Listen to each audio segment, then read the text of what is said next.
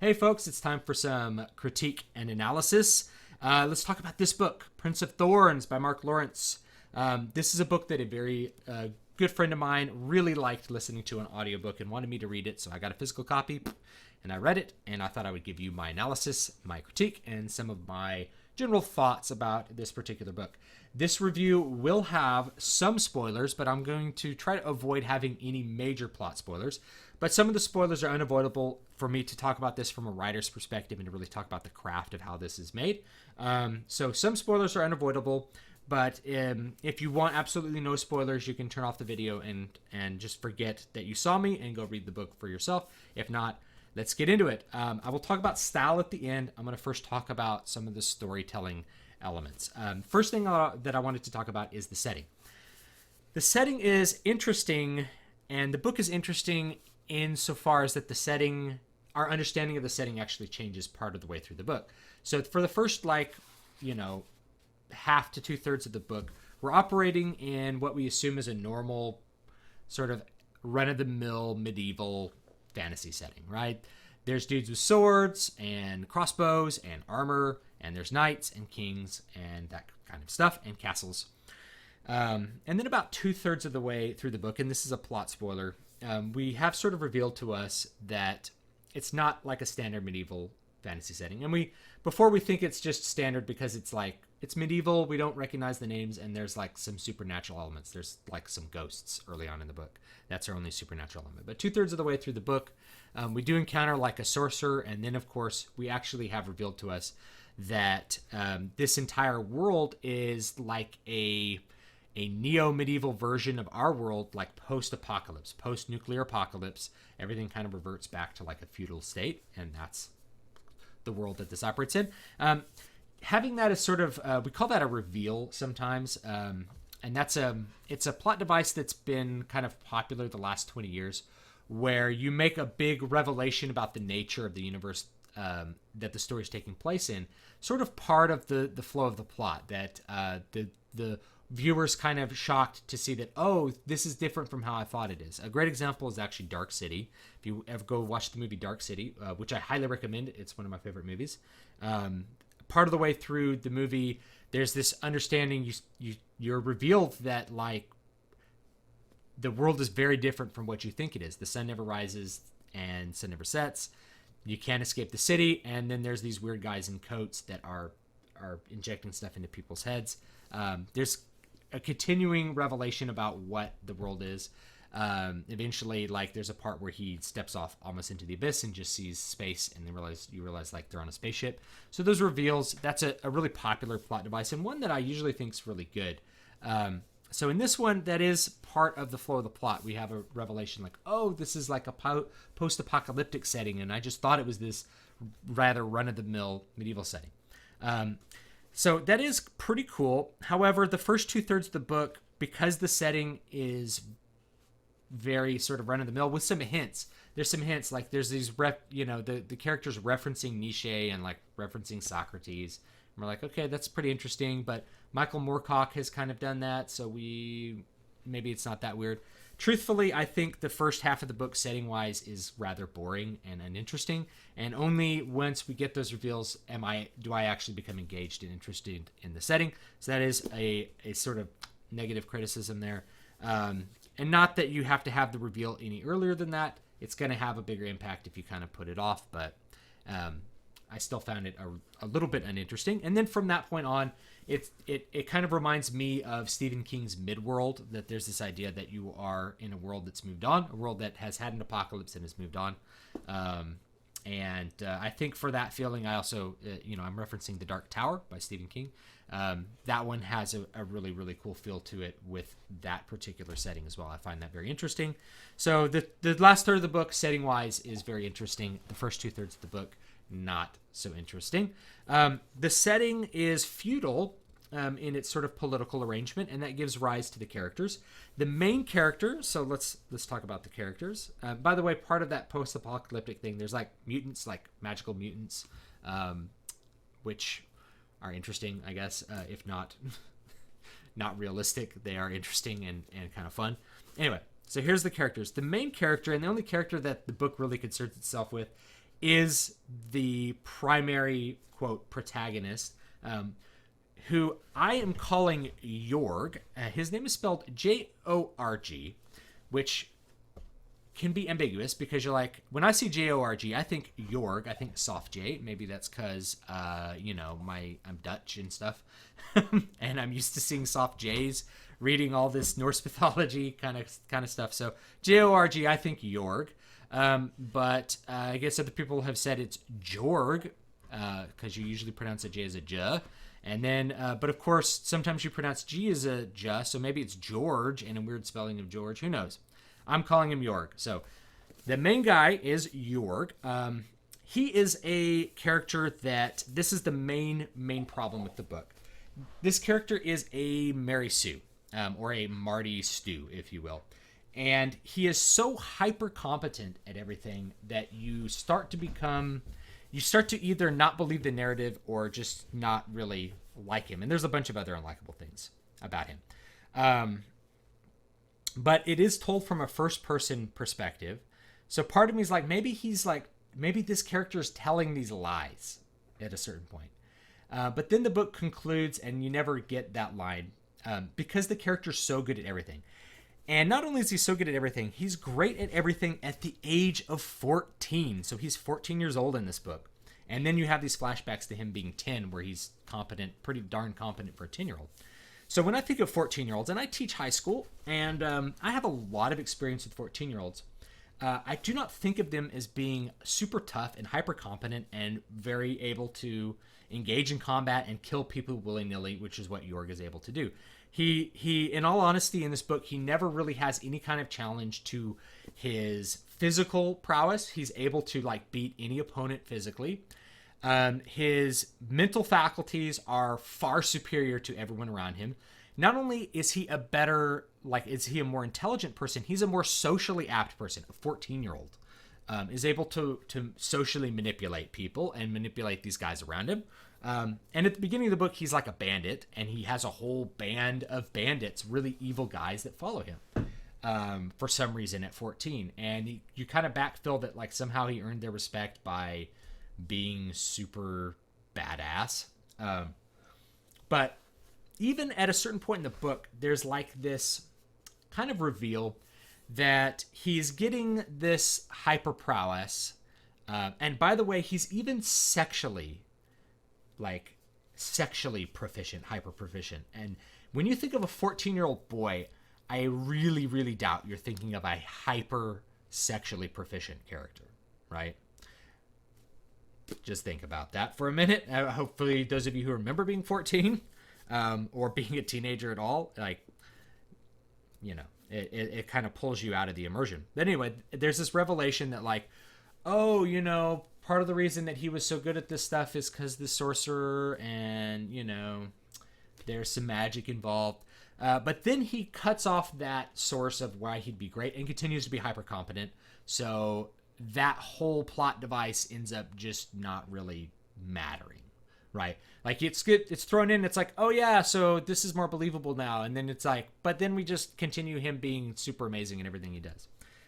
So that's the big problem, is that you never really feel like Jorg is in any danger. And one of the things that contributes to this, and I will talk about this in the styles, this is written in a first-person perspective. It's written from Jorg's perspective, or Jorg's perspective, which lets you know that he will not die in this story. So he's kind of immune to death. And that he could have used that to make you believe that this guy was telling a lie about how great he was, and then you kind of reveal that no, he's just like a 14-year-old kid. But that doesn't really happen. So you don't really ever feel like the character's in any danger. You get a little tired of him being successful at everything, one event after the other. What I will say about him, because he's 14, it's kind of like this character is the Mary Sue of my 14-year-old self. That's what I felt like watching this. This is the how I would imagine myself at the age of 14 being a total badass, right? Just I'm amazing. I can kill anyone, and I do what I want, and I sleep with women, and I do, it's it's like a 14-year-old's power fantasy, and it really, really kind of, for me, kind of sucked the fun out of the book. I just didn't have that much fun with the book after after the first, little bit of the book, when I realized that, like, oh, this guy's just amazing and everything at 14. I don't really believe that. So that's the big problem. All the other characters just sort of revolve around Jorg, and because it's in this first-person narrative, they're meant to revolve around him. We can't get a substantive sort of second character. We get a couple of characters that are somewhat substantive, that are friends of Jorg. They're all, by the way, male characters. There are, like, I think exactly 3 female characters. One's a prostitute, one is a queen, and the third one is basically what the author sets up to be Jorg's love interest, I think, in the subsequent books. And none of them have anything, like, meaningful to do. I don't want to get into a whole thing that, like, every book has to have strong female characters, but the female characters in this are, like, really vapid. And maybe that's part of, like, the 14-year-old's perspective, that, like, he doesn't really care about girls having any kind of depth. But yeah, the female characters are like, an inch deep. They don't have any impact on the story, other than one of them being like a focus of infatuation for this main character, Jorg. But there are some other kind of characters that are somewhat interesting. There's a big mutant that's pretty cool. You have the guy called the Nuban, who's a competent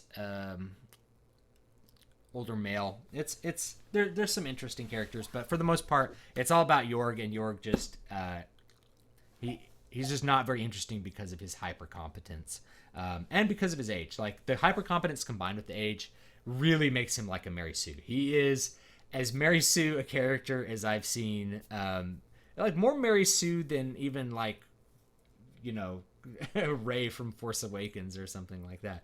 So it's not a good character, and for me, I will just say that it basically spoiled the book, is having that character be as good at everything as he is.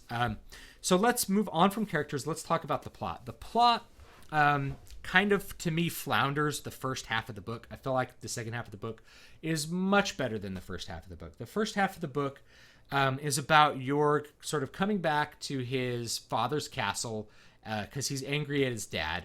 He has, there's like little bit of an Oedipus thing there, because he has this need to and actually, yeah, there is like some Oedipus themes now that I think about it, because he, the setup for the plot is that the main character Jorg has his mother murdered by what turns out to be his father's brother, his uncle, who's they're competitors for this, like, crown, this empire kind of crown, and his father remarries, and he becomes infatuated with the new queen's younger sister, and he wants to, kill his father and take his father's throne.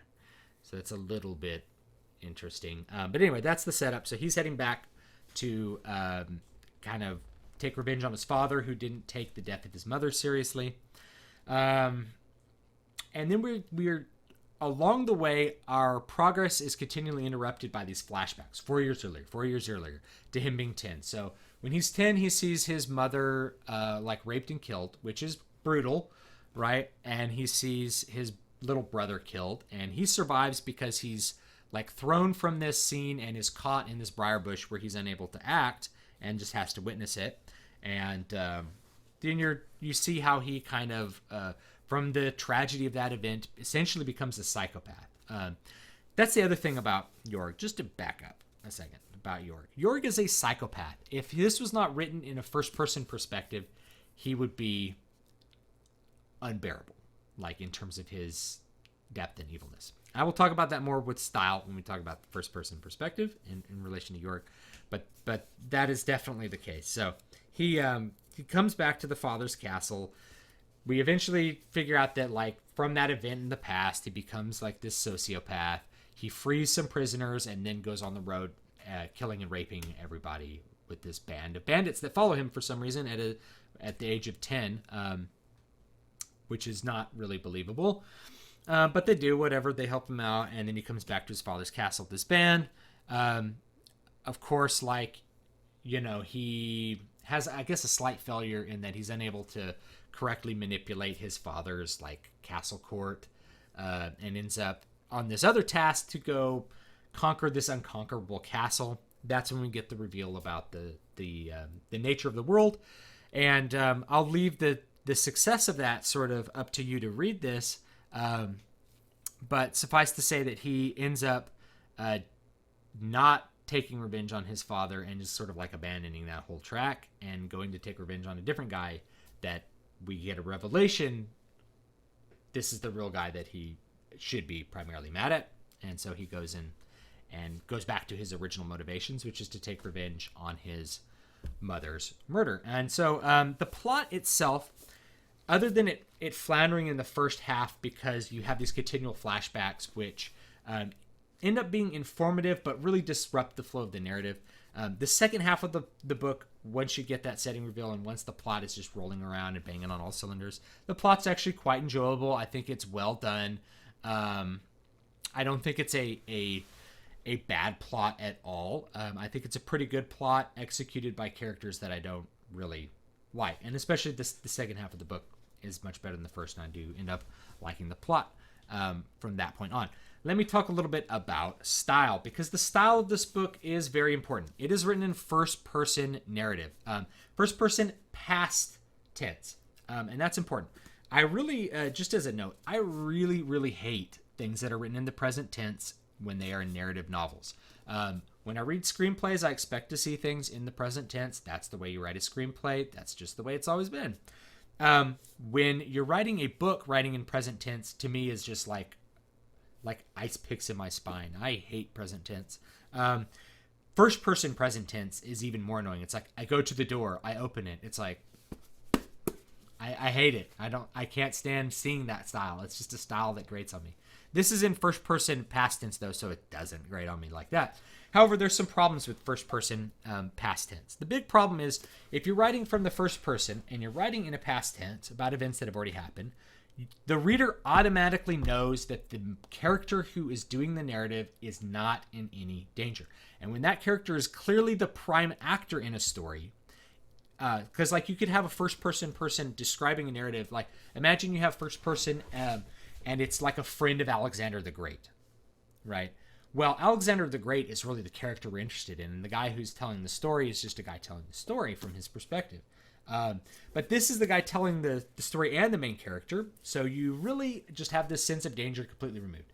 There's a point in the plot where, like, Jorg is killed, and you know he can't actually die because he's telling you the story. So, of course, he somehow barely survives and goes on to do other things. That's a big problem. That's why I don't really like first-person narrative. I'm not a big fan of it if at any time you want the reader to feel danger about the fate of your characters. Lots of people like first-person narrative. It's had kind of a big resurgence the last 10 or 15 years in the fantasy genres. But I continue to not really be a huge fan of it. It doesn't bug me that much, other than I just know that the character will survive because he's telling me the story. Now, Mark Lawrence, to his credit, I believe had to write this book in first person, and here's why.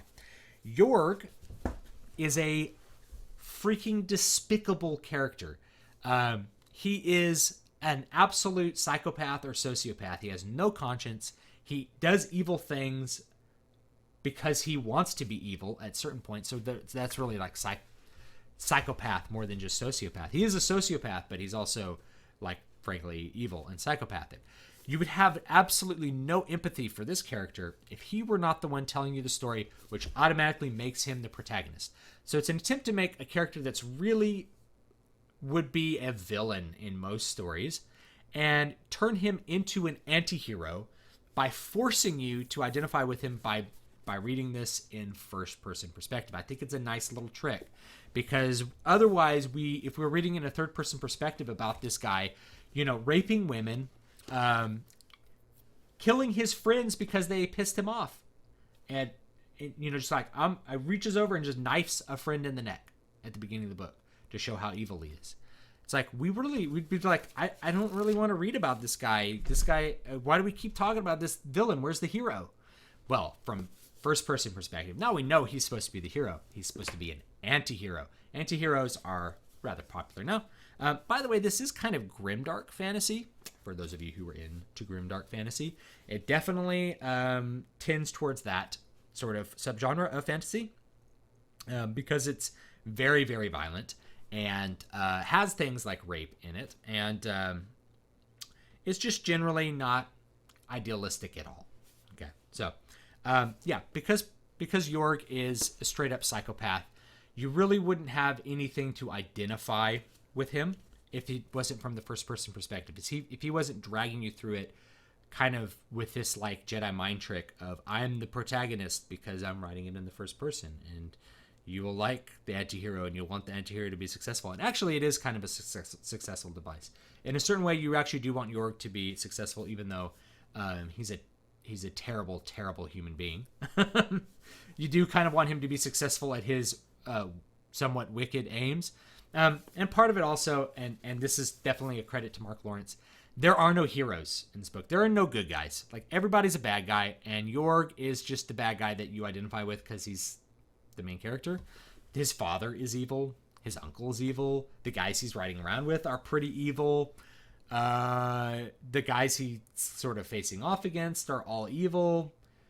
There is no moral person, right? Like, the only moral person is this sort of teacher he has in these flashbacks, and he just like leaves him to die, which is kind of like the significant thing. Oh yeah, well, I'll leave him to die. I'm leaving my conscience to die on the floor while I free these prisoners, which is kind of interesting. But that's the thing about the style. It has good points and bad points. I generally am going to lean on the side of the bad points, and I also am kind of seeing through the Jedi mind trick. Overall, this book, Prince of Thorns, you may like it, you may not like it. This analysis, my personal judgment is, I didn't really enjoy it enough to recommend it. All right, like, this isn't a passing book, and it's not passing because of the flaws that I talk about. The first half of the book is not that interesting. The second half of the book's quite interesting. So now you have like half the book is not, it just kind of flounders and just isn't very interesting to me. You have a character that's a Mary Sue, and just really you don't care about their aims very much. I don't care about his aims really at all. And he's so hyper competent in everything, and you just don't believe it because he's 14. And even when they try to explain it, then he goes against his own, Mark Lawrence goes against his own setup and continues with the hyper competence on through the end of the plot. There is like one tiny revelation at the end where he decides like, I'm going to kill this guy rather than torturing him to death, and that's going to be my moral growth. It's like, no, I'm sorry. It didn't really do it enough for me. So overall, I don't recommend it. I don't know if I will read any subsequent books in the Broken Empire series. The same friend who recommended this to me said, oh, the other ones are when it gets interesting. And whenever I hear that, I'm like, well, you know, I have so many books on the list. I don't know if I want to take a chance. But overall, you may like it. If I were 14 again, I'd probably say this book is awesome because Jorg is so cool. He just kills people and bangs chicks. It's awesome. It's like, as a 32-year-old man, I'm like, I'm over it. I don't really believe the character. So anyway, thanks for watching. Don't forget to like, comment, and subscribe. You can visit my websites, dvspress.com, which has some of my fiction on it, davidbstewart.com, which has a smattering of things, mostly my music stuff. I do appreciate any of the feedback that you give me. Please let me know what you want to like, or what you like and what you want to see. And any sort of valid criticism on what I'm doing, I will take into account and try to improve my craft always. And you should try to do the same with whatever you're doing. You only sharpen a razor against a stone. Have a good one.